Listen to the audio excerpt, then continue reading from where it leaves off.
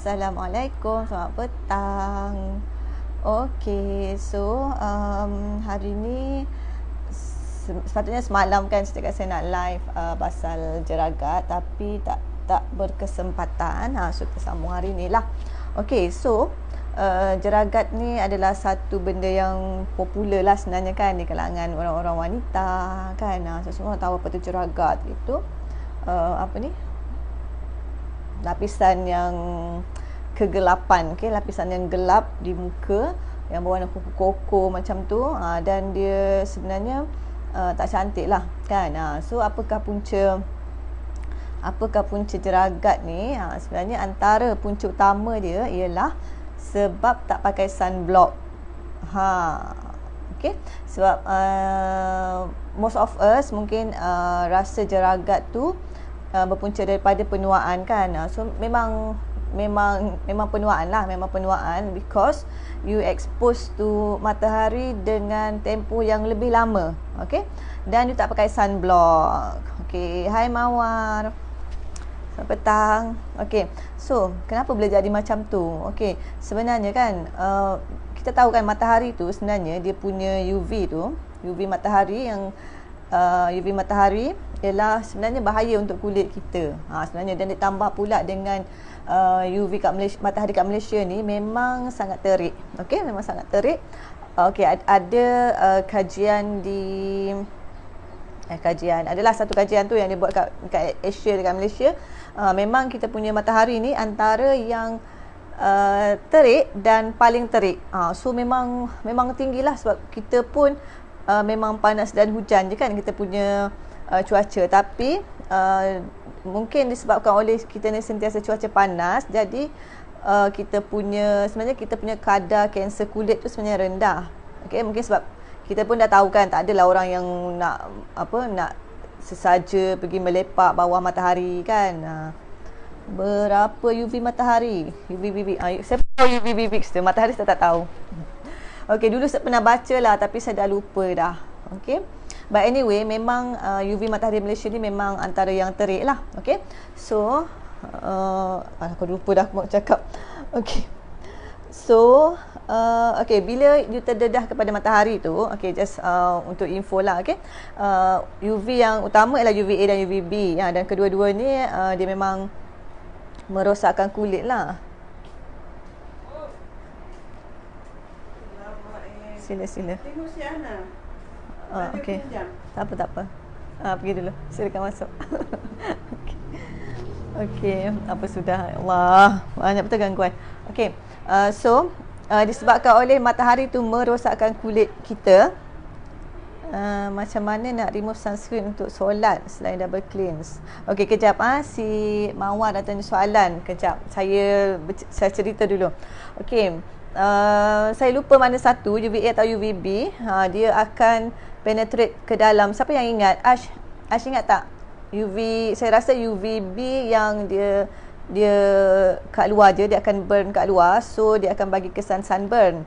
Okay, sunburn tu bukan jeragat. Okay, sunburn tu memang kulit you terbakar. So sunburn ni dia over time dia akan hilang. Tapi kalau UVA dia akan penetrate lagi dalam. Dia akan masuk ke dalam lapisan kulit dan dia akan merosakkan lapisan kulit yang lebih dalam. Okey, so itulah yang menyebabkan kulit kita jadi kering kan, sebab dia dah rosakkan moisture dalam kulit. Kulit kita jadi berkedut, jadi kusam dan juga jeragat. Dan yang paling teruk yang kita nak elakkan ialah kanser kulit. Okey. So apa yang berlaku bila kulit kita terdedah dengan matahari?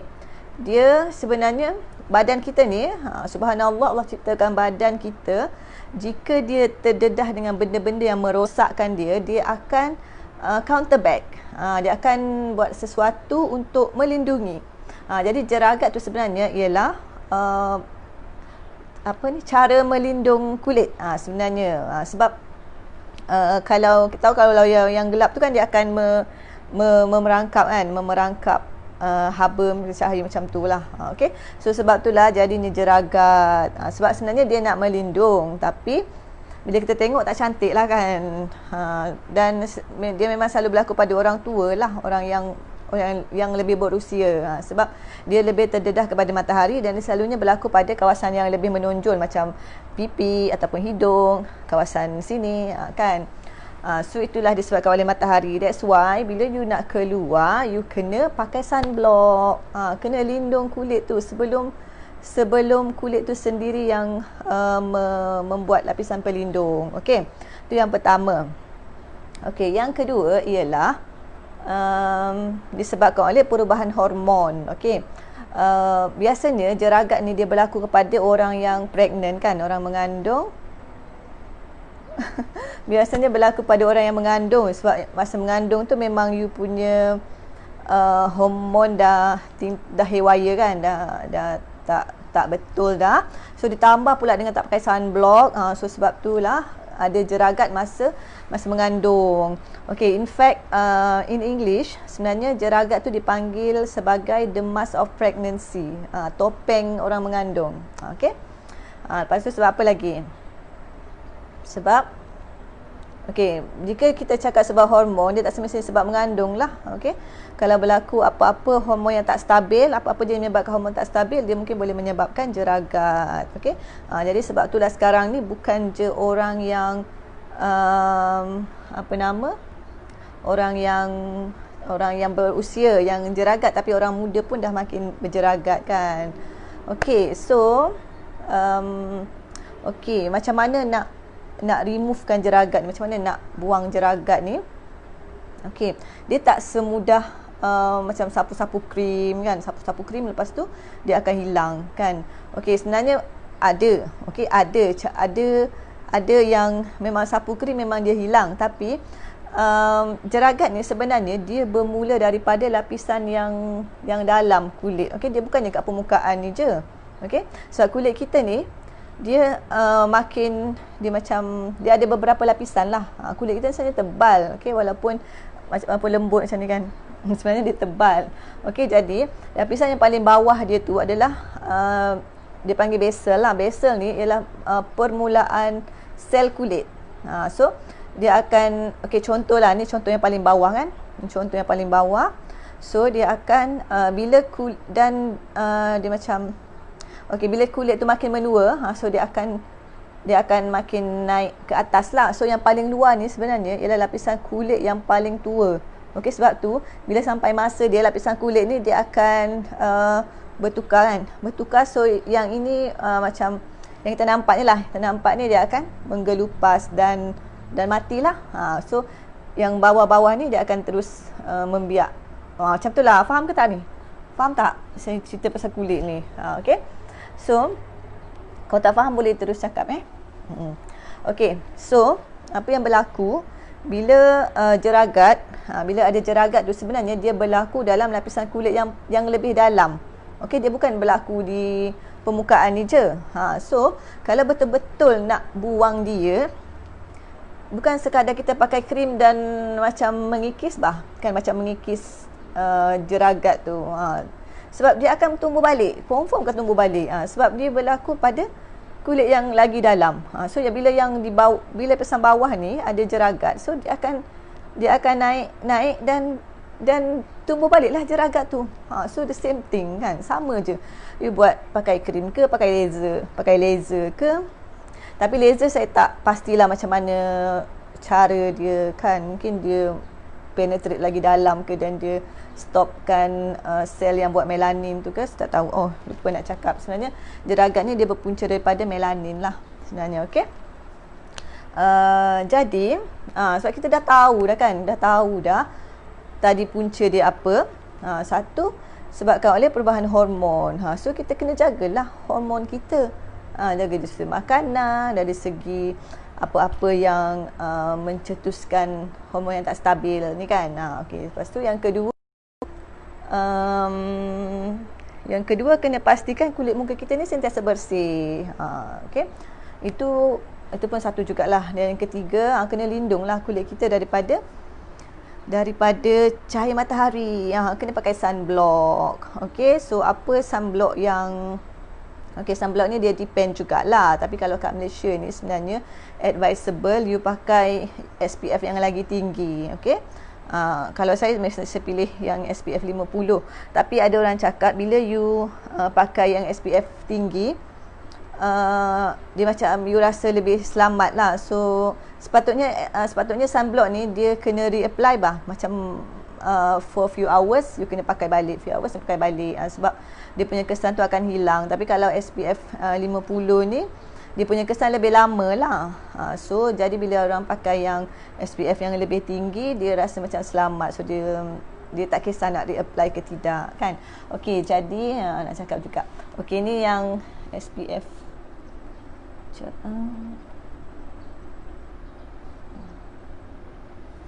Okey, ni adalah sunblock yang saya guna. Okey, yang jenama Youth, dia memang gabungan moisturizer dan juga sunblock. Okey, sunscreen. Jadi yang bestnya, dia bukan sahaja nak lindung kulit kita melembab sekali, tapi dia juga ada nutrien-nutrien yang diperlukan oleh kulit. Okey. So tadi ada Mawar tanya macam mana nak remove sunscreen untuk solat. Okey. Actually dia bergantung pada sunscreen apa yang you pakai lah. Okey, kalau macam yang ini, yang ni sebenarnya dia memang tak nampak, dia memang macam mana, dia memang meresap kat kulit. So kalau macam you apply kan, Allah, apa aku conteng ni. So kalau you apply kan, dia memang you tak perlu cuci pun. Boleh terus solat. Boleh terus solat pula. Boleh terus ambil wuduk. Sebab dia memang dengan air pun dia dah boleh bersih dah. Macam tu. So kalau yang inilah, tapi bergantunglah kalau you punya sunscreen tu jenis apa. Mungkin kalau memang bermakeup, kena remove makeup dululah, macam tu. So kalau you remove makeup, of course lah you punya sunscreen pun dia akan ikut lari sama lah kan. Okay, double cleanse. Mama guna sunscreen jenis apa ni sampai kena double cleanse? Okay. So sekejap, apa lagi ya? Ada apa-apa tak lagi nak tanya?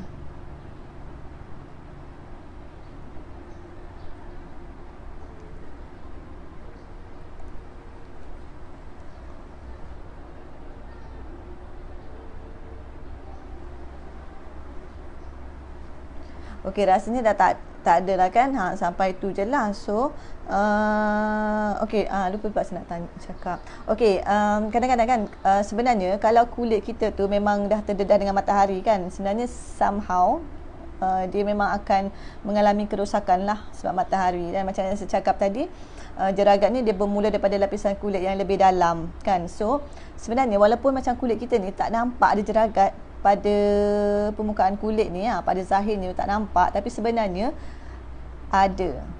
Kalau dah pakai sunscreen dapat tak vitamin D? Tak dapat. Pakai sunscreen tak dapat vitamin D. Dia memang akan block dah. Okey, tapi even vitamin D pun dia bukan keseluruhan waktu tu matahari bagus untuk vitamin D. Selalunya kita akan recommend, bukan kita lah, selalunya yang pakar-pakar kulit recommend untuk waktu pagi je. Takkanlah tengah-tengah hari panas terik tu nak pergi berjemur sebab nak dapat vitamin D kan. So biasanya waktu pagi kalau dah ada jeragat, biasanya waktu pagi lah untuk dapat. Yalah, macam takkanlah you nak berjemur satu hari nak dapat vitamin D kan. So you pilih masa lah bila waktu you nak pergi dapat vitamin D.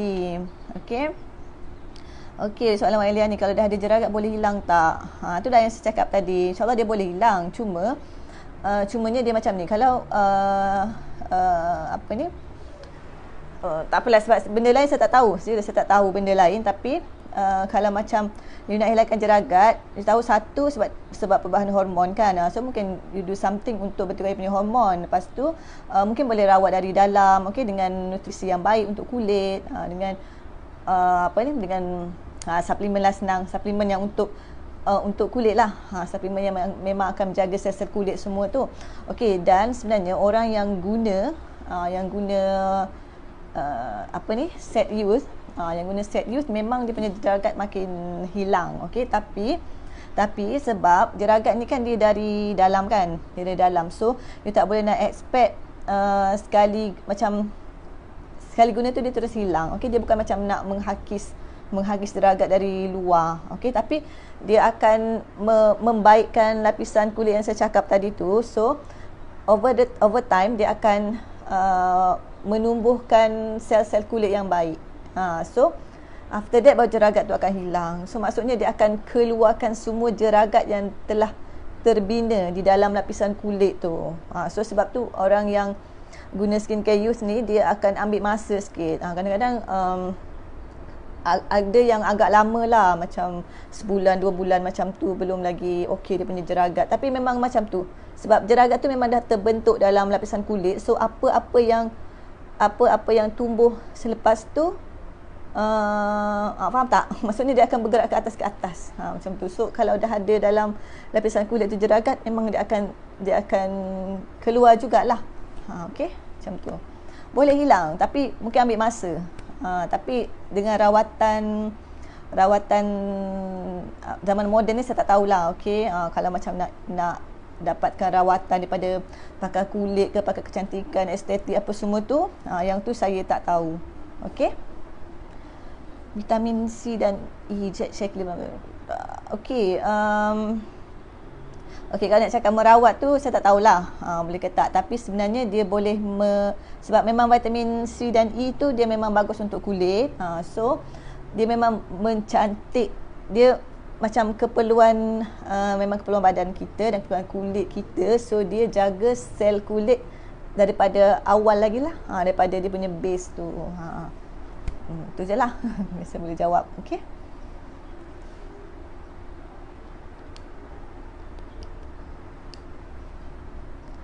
Okey, so apa lagi tak? Nah, tengok kalau cakap pasal kecantikan kan ramai orang yang suka. Tapi sebenarnya nak jaga kecantikan tu pun dia memerlukan pengorbanan, dia memerlukan komitmen juga. Okey, bukannya you air wuduk kan, berwuduk 5 kali dah cukup. Actually baguslah kan you berwuduk 5 kali atau lebih kan.